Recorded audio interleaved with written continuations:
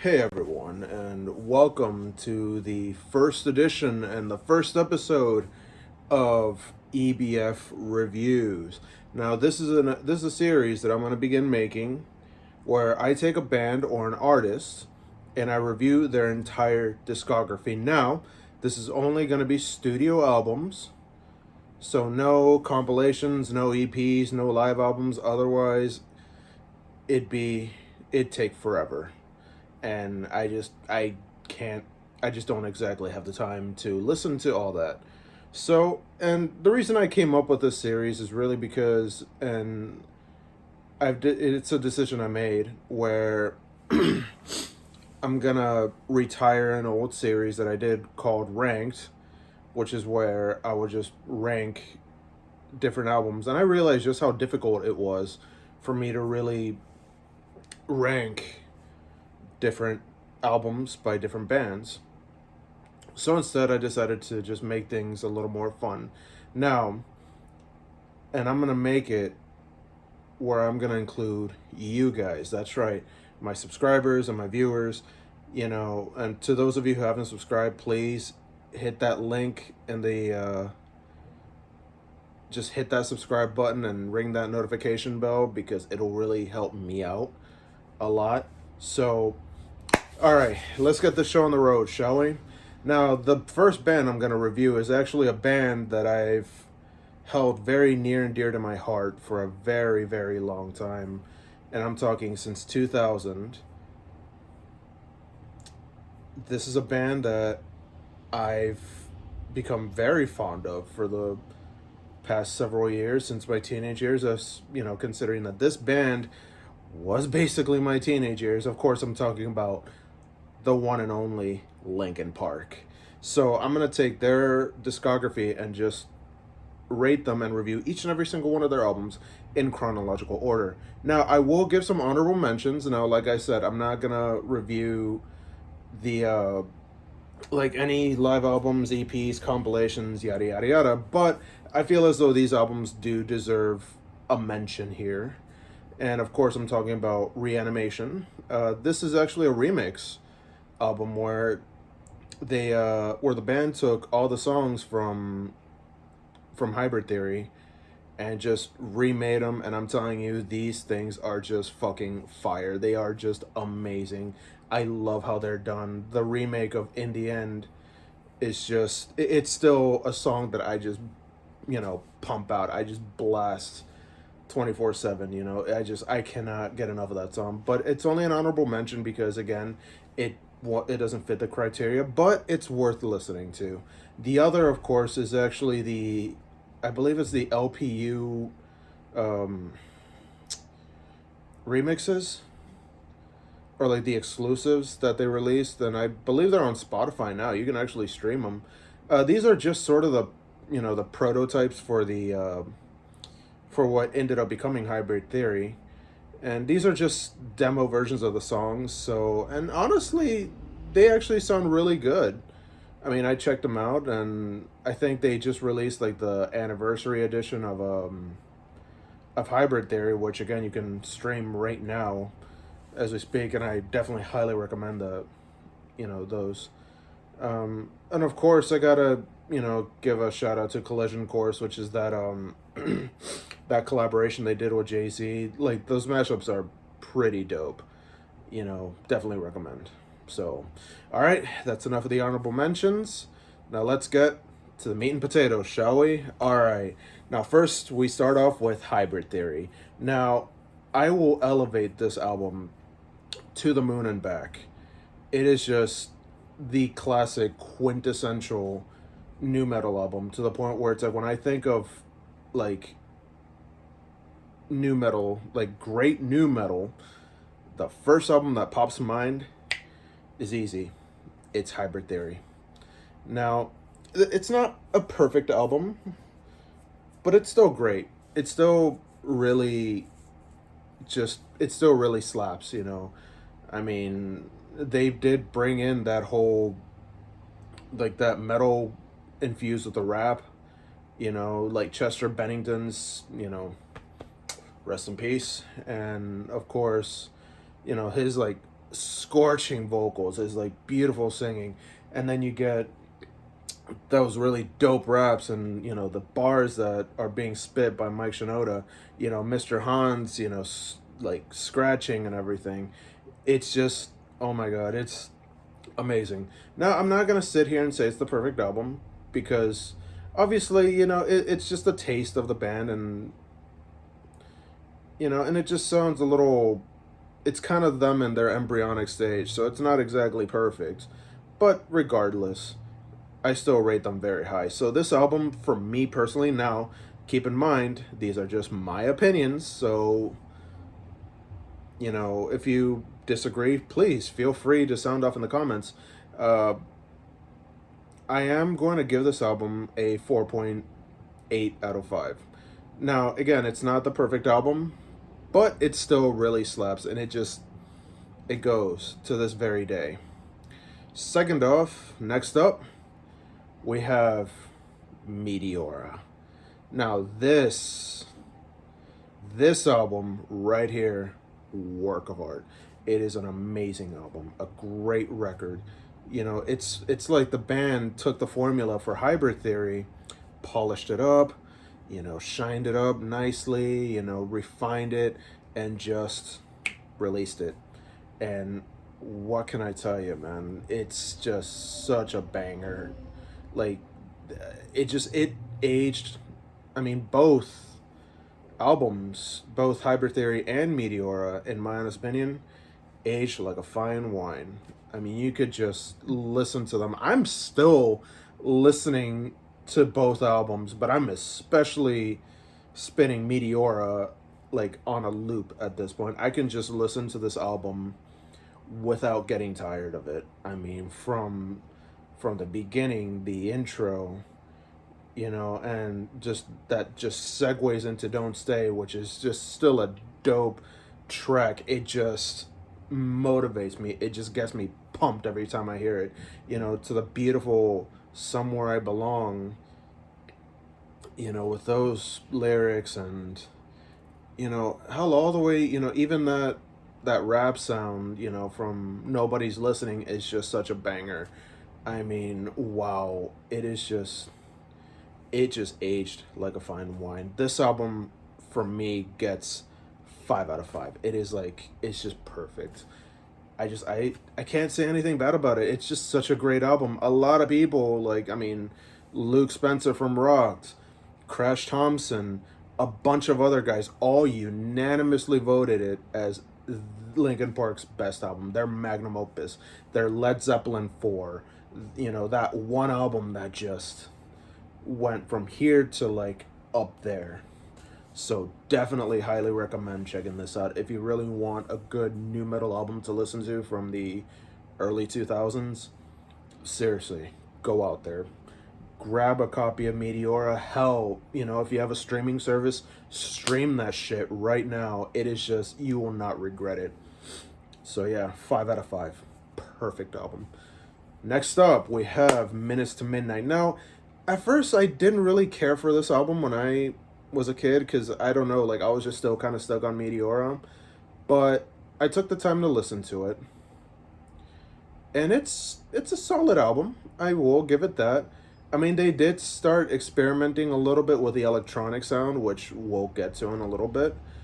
But you still kind of had that edge. It was kind of like a transitionary period. They didn't just like go, okay, let's just do Hybrid Theory and Meteor, let's like go rock, and then all of a sudden, boop, they just like all of a sudden just went full electronic. But this one was just sort of a transitionary period. And regarding Minutes to Midnight, it is a solid album. I mean, you got, you have so many good songs, and of course you have that classic song off of this album, What I've Done. Amazing song. It just, I mean, plus the video for that just really, really resonates with me. It's just such a great album. I will give this album a 4.5 out of 5. Now, it's not perfect. There are some moments that I thought were just kind of decent, but not enough for me to really really crap on him for. I mean, still a solid album. I mean, I would give it a spin. I mean, not as many spins as Meteora, but I would still give it a decent amount of spins. So, yeah, I give this a 4.5 out of 5. All right, next up we have the one album that has truly divided the fan base. This is a very divisive album because there are some people that like the album and actually give credit to Linkin Park for trying something new. And then you have that group of people that are just still stuck on the previous three albums: Hybrid Theory, Meteora, and Minutes to Midnight. Of course, the album I'm talking about is A Thousand Suns. Now, as much I love concept albums, and this is an amazing, and this is a really good concept album. It's a it's a solid one, in my honest opinion, and I love concept albums, and this one touches on the human fears of nuclear war, and I will say it's okay. I mean, again, my honest opinion, so don't anybody like come at me for it, I don't want to hear, what? How could you like this album? It's terrible. And, I don't want to hear, what? You're saying it's just okay? This is their magnum opus, blah, blah, blah, blah, blah. No, I don't want to hear that, okay? Again, my opinion. And I do see where both sides are coming from. I really do. I see where, the haters of this album are coming from. And I see those who love this album. I see where they're coming from. But personally, I think it's okay. It's not a bad record. And I'm not going to sit here and say it's the best thing they've ever done. But, it does get a little... It does get a little boring in some points, especially with all the interludes it has. And it has like some decent music. Now, I can see why they do the interludes, just to kind of add, substance to the story they're trying to tell. It is a different album. I mean, I'm glad Mike Shinoda even pointed that out. I'm glad he was honest about it, because it's like, imagine if he didn't say anything about it, and then it just dropped on all of us. Dude, it would have been insane. But I will give credit to Linkin Park for actually trying something brand new with this. But, but did I like it? Not entirely. So I will give this album a 3 out of 5. It's a decent record. It's okay. Occasionally I would give it a spin. But would I go completely bonkers about it? No. So there's that. It's gets a 3 out of 5 for me. All right, next up we have Living Things. Now this is where Linkin Park goes full electronic, and it is a fairly polarizing album because, again, you're gonna get that crowd that are still kind of stuck in the early 2000s. And then you're gonna get that one crowd that likes their new stuff, that, liked A Thousand Suns. I mean, it's the same argument, really. And honestly, I dug this album. I thought it was a decent, pop album. Especially, when they go full electronic, I think it's a decent one. It's not terrible.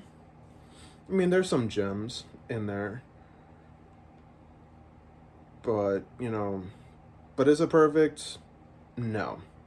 But if I had to choose between A Thousand Suns, if I wanted to listen to an electronic influence Linkin Park album, if I had to choose between A Thousand Suns and Living Things, I would honestly choose Living Things. It's not it's not, it's not a boring album. It's not really dull, but it's the opposite. It's like, it kind of gets me wanting to, really go out there and really just, it does motivate, and it kind of gets you jazzed and pumped a little bit. But I'm not going to sit here and say it's perfect. So for me, Living Things gets a 3.75 out of 5. Now it's a little better than, in my honest opinion, it's a little better than A Thousand Suns, but it's not, but not by much. I would still listen to it. I would still give it a couple spins, but it's not gonna be something that I would, you know, really spin a lot. Not as much as I would some of the other stuff. So yeah, it just gets a 3.75 out of 5. All right, next up we have The Hunting Party. Now this album, holy shit! I feel like I slept on this album because I don't know. I never really got around to listening to it, but oh my god, this album right here.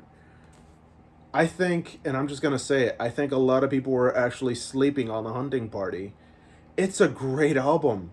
Like, this is Linkin Park going back to the rock sound, from the intro track, that scorching intro track, Keys to the Kingdom, that just really just goes.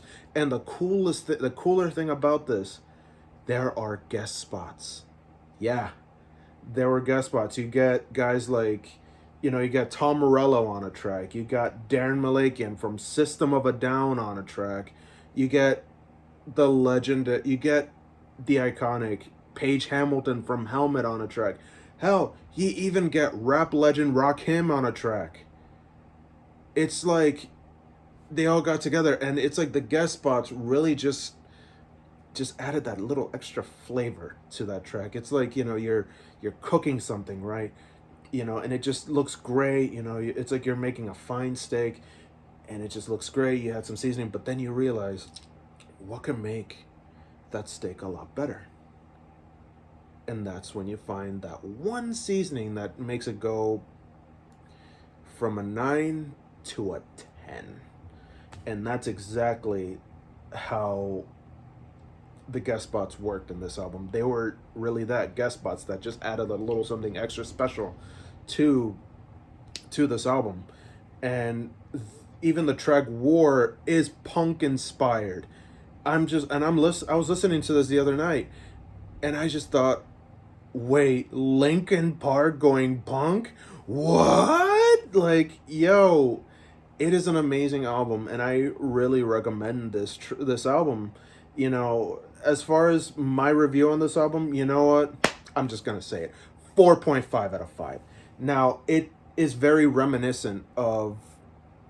It's like what would happen if you took Minutes to Midnight with it, kind of being somewhat electronic influenced, and just going aggro, getting that aggro formula, that aggro raw emotion from Hybrid Theory, and you mix it with Minutes to Midnight. It's like they both get together, bam, have a kid, you get The Hunting Party. Highly recommend this album, and seriously, y'all, I think people were just sleeping on this album. And yeah, I highly recommend it. 4.5 out of 5. This album gets a 4.5 out of 5 for me.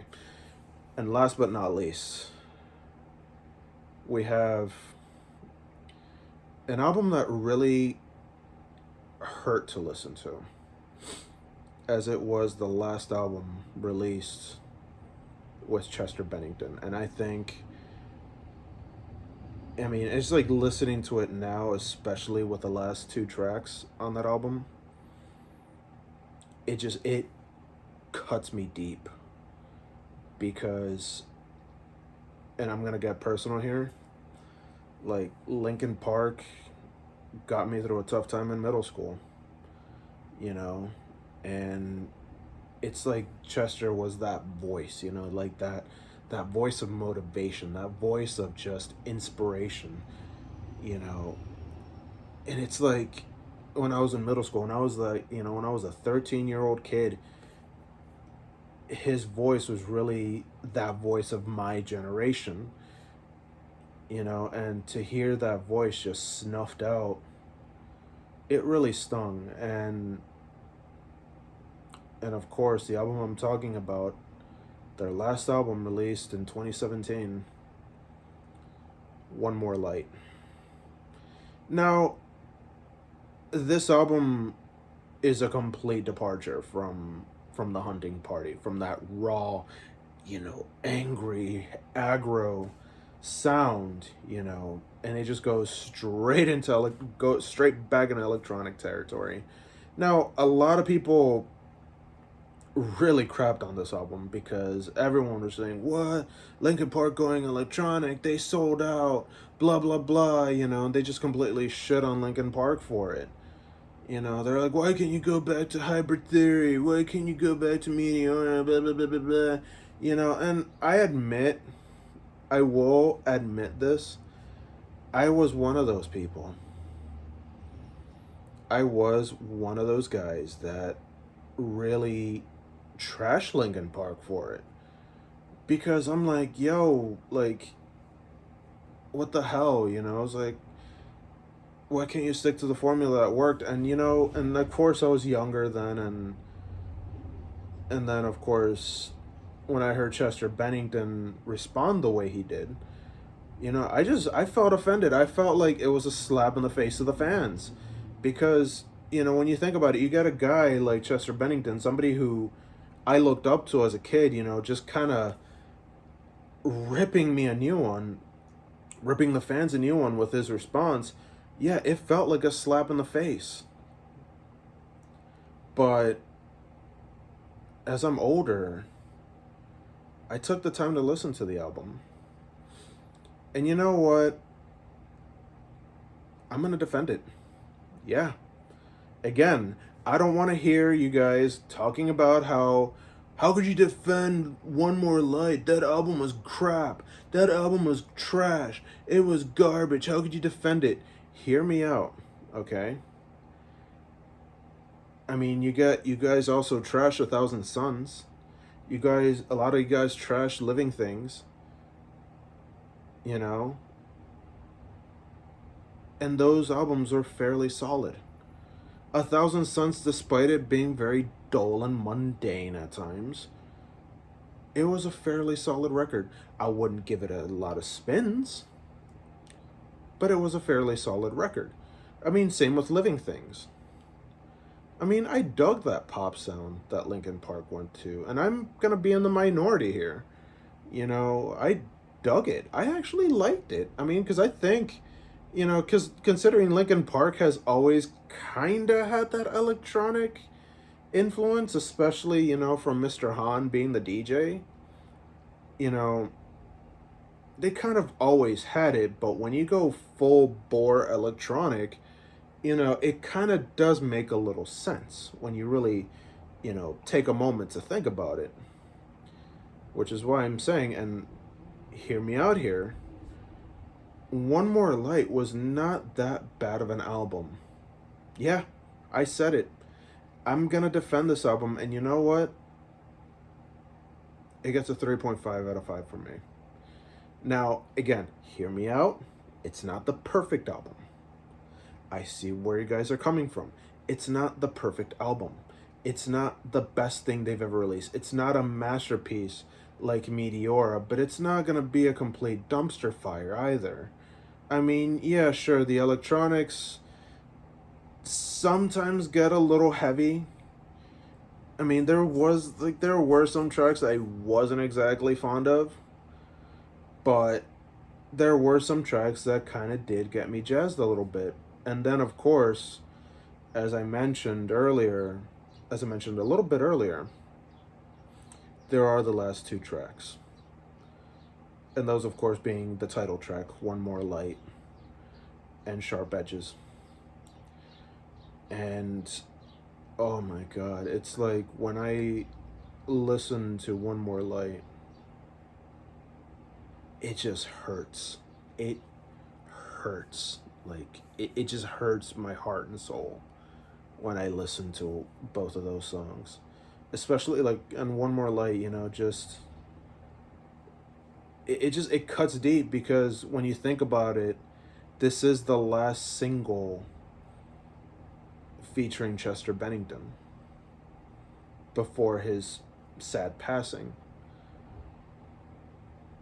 And then of course Sharp Edges, it kind of feels like a bit of a nostalgia trip. It just kind of takes me back to more innocent times. You know, it's like when you're learning as a kid, you know, like when it just starts with like the intro track, even the acoustic music in that just really resonates with me, and it's like with the opening lyrics, Mama always said never to run with scissors because you might hurt someone. It's like when I heard those lyrics, I just imagined myself being a little kid again. A knuckleheaded little kid, a little boneheaded kid, you know, doing something really stupid and then having my mom reprimanding me for it, just like, hey, you play nicely with that kid, hey, you be good now. It took me back to those days, and it's like I kind of teared up a little bit listening to that particular song. And I definitely teared up listening to One More Light. So, yeah, I am going to defend the album by saying it's not as bad as everyone says. So, yeah, One More Light gets a 3.5 out of 5 from me. So, there's that. And that's it for my first episode of EBF Reviews. Now, sound off in the comments. What bands would you like me to review? What bands do you guys want me to review? I mean, any band you have, hey, list them off in the comments. Also, what do you guys think of these albums? Also, feel free to sound off. And also, as always, I am Ernesto Fuentes of EBF Music. And if you haven't already, again, please hit that subscribe button and hit that notification bell to get notified for all my videos. I would greatly appreciate you guys. Thank you so much for tuning in. And as always, stay safe out there, stay awesome, but most of all, stay badass. Cheers.